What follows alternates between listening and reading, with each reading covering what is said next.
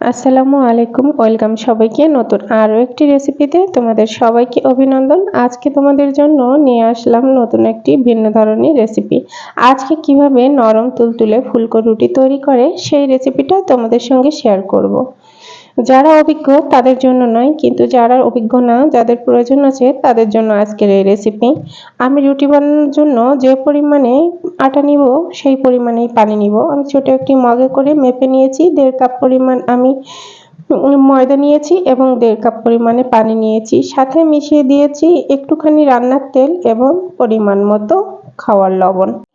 আটাটা আমি 2-3 মিনিট পর্যন্ত এভাবে চুলায় জাল করে নেড়ে চেড়ে সিদ্ধ করে নিয়েছি।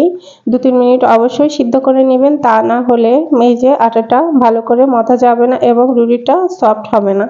তো আমি এভাবে সুন্দর করে মথে নিয়েছি। দেখেন, যতটুকু সম্ভব গরম সহ্য করা যায় ততটুকু পরিমাণ গরম রেখেই আটাটা মথে নিলে ভালো হবে। এবার আমি লেচি তৈরি করে নিচ্ছি। দেখুন, আমি লেচি তৈরি করে নিয়েছি। এভাবে একটা একটা করে সবগুলো লেচি তৈরি করে নেব।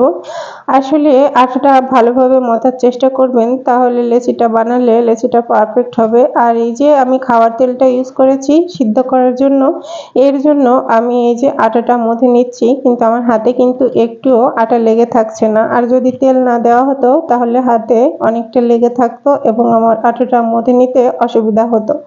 এবার সুন্দর করে গুঁড়োটা মাখিয়ে আমি সুন্দরভাবে বেলনের সাহায্যে দেখেন আমি বেলে নিচ্ছি। এভাবে একে একে আমি রুটিগুলো সব বেলে নিয়েছি। দেখেন কত পারফেক্ট হচ্ছে। আসলে এই রুটিগুলো এভাবে সিদ্ধ করে নিয়ে যদি আপনারা তৈরি করেন, তাহলে রুটিটা দীর্ঘ সময় পর্যন্ত সংরক্ষণ করে খেতে পারবেন। যেমন সকাল থেকে সন্ধ্যা পর্যন্ত অথবা পরের দিন পর্যন্ত রুটিটা যেমন তুলতুলে নরম বানিয়েছিলেন ঠিক তেমন তুলতুলে নরমই থেকে যাবে। তো আশা করি সবাই এরকম করেই রুটি বানানোর ট্রাই করবেন। যারা জানেন তারা তো জানেন, আর যারা না জানেন তারা অবশ্যই এই রেসিপিটা ফলো করে রুটি বানানোর চেষ্টা করবেন। তাহলে পারফেক্ট রুটি হবে এবং আপনার বানানো রুটি খেয়ে সবাই প্রশংসা করবে। দেখেন, আমি একে একে তাই বসিয়ে রুটিগুলো সব ছেঁকে নিচ্ছি। এভাবে এক একটা করে রুটি সব ছেঁকে নিব। রুটি ছেঁকার সময় অবশ্যই আপনারা খেয়াল করবেন যেন নিচে পুড়ে না যায়। যদি রুটি পুড়ে যায় তাহলে রুটির স্বাদটা অনেকটা কমে যায়।